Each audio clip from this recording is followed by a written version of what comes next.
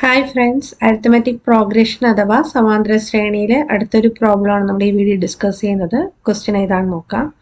ഒരു സമാന്തര ശ്രേണിയുടെ 5-ാം പദം 31-ഉം 11-ാം പദം 55-ഉം ആയാൽ പൊതുവ്യത്യാസം എത്ര എന്നാണ് ചോദിച്ചിരിക്കുന്നത്. ഇവിടെ 4 ഓപ്ഷൻസ് ഇവിടെ തന്നിട്ടുണ്ട്. അപ്പോൾ നമുക്ക് 5-ാം പദവും 11-ാം പദവും ഏതാണെന്ന് തന്നിട്ടുണ്ട്. അത് വെച്ചിട്ട് പൊതുവ്യത്യാസമാണ് ചോദ്യം. അപ്പോൾ അത് പൊതുവ്യത്യാസം കാണാനായിട്ട് നോക്കിക്കേ, ഒരു സമാന്തര ശ്രേണിയുടെ n-ാം പദം പിയും 6-ാം പദം ക്യൂവുമായാൽ ഡി കാണാനുള്ള ഫോർമുല എന്താണ്?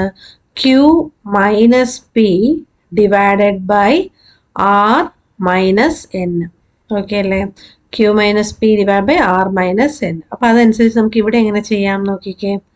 ഇവിടെ ക്യൂ എന്ന് പറയുന്നത് ഏതാണ്? 55 ആണ് അല്ലേ? എന്നിട്ട് പി എന്ന് പറയുന്നത് എത്രയാണ്? 31 ആണ്. അപ്പം നമ്മൾ ചെയ്യുമ്പോൾ ഡി ഈക്വൽ ടു എന്ത് വരും? 55 മൈനസ് 31 ഡിവൈഡഡ് ബൈ 55ൻ്റെ 55 എന്ന് പറയുന്നത് ഏത് പദമാണ്? 11-ാമത്തെ പദമാണ്. അപ്പോൾ 11 മൈനസ് 31 എന്ന് പറയുന്നത് 5-ാമത്തെ പദമാണ് അല്ലേ? അപ്പോൾ 11 മൈനസ് 5. ഓക്കെ അല്ലേ? അപ്പോൾ ഇതിൻ്റെ ആൻസർ കണ്ടുപിടിച്ചാൽ നമ്മുടെ ഡി ആയി. 55 31 പോയാൽ ബാക്കി 24, 11 5 പോയാൽ 6, 24 ബൈ 6 എത്രയാണ്? 4 അല്ലേ? സോ കോമൺ ഡിഫറൻസ് അല്ലെങ്കിൽ പൊതു വ്യത്യാസം എന്ന് പറയുന്നത് എത്രയാണ്? ഓപ്ഷൻ എ 4 എന്ന് കിട്ടും. ക്ലിയർ അല്ലേ?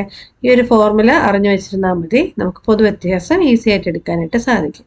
അപ്പോൾ നിങ്ങൾക്ക് ഇഷ്ടപ്പെട്ടാൽ ലൈക്ക് ചെയ്യുക, നിങ്ങളുടെ ഫ്രണ്ട്സിനൊക്കെ ഷെയർ ചെയ്ത് കൊടുക്കുക, നമ്മുടെ ചാനൽ സബ്സ്ക്രൈബ് ചെയ്യണേ. Okay, thank you.